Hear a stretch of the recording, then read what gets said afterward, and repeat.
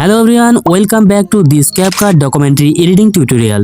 আজকের ভিডিওতে আমি আপনাদের দেখাবো ডকুমেন্টারি ভিডিওতে ব্যবহার করা এই ধরনের এডিটিং কিভাবে ক্যাপকাট অ্যাপস দিয়ে বানানো যায়। পুরো প্রসেসটা স্টেপ বাই স্টেপ দেখাবো যাতে খুব সহজে ফলো করতে পারেন। তার জন্য ভিডিওটা স্কিপ করে দেখবেন না।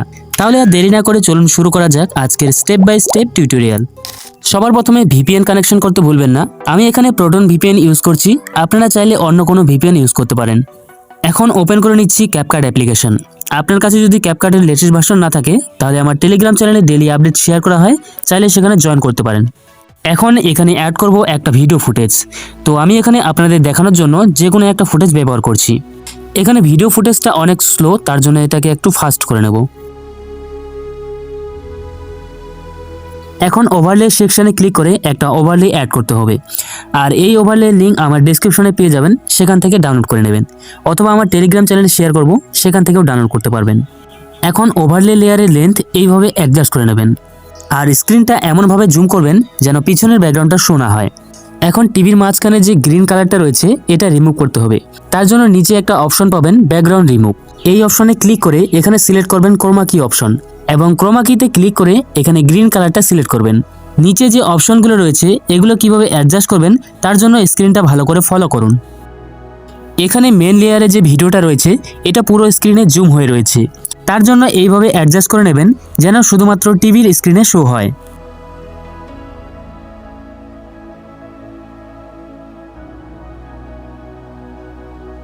এরপর অ্যাড করতে হবে একটি ইফেক্ট। তার জন্য ইফেক্টে গিয়ে সার্চ করবেন গ্লিচ অথবা টিভি গ্লিচ।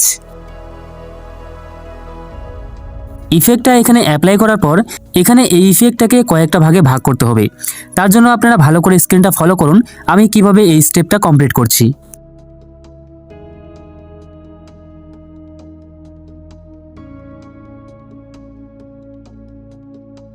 তো রেজাল্ট কিছুটা এরকম আসবে।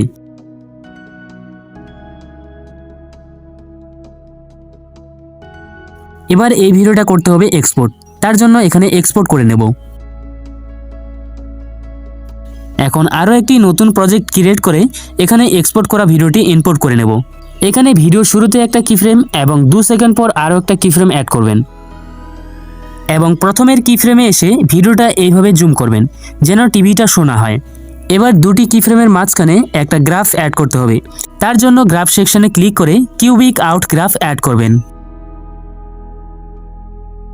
গ্রাফটি অ্যাড হওয়ার পর রেজাল্ট কিছুটা এরকম আসবে। তো আশা করছি বুঝতে পেরেছেন। নেক্সট ভিডিওতে কোন ধরনের এডিটিং দেখতে চান কমেন্ট করে জানাবেন।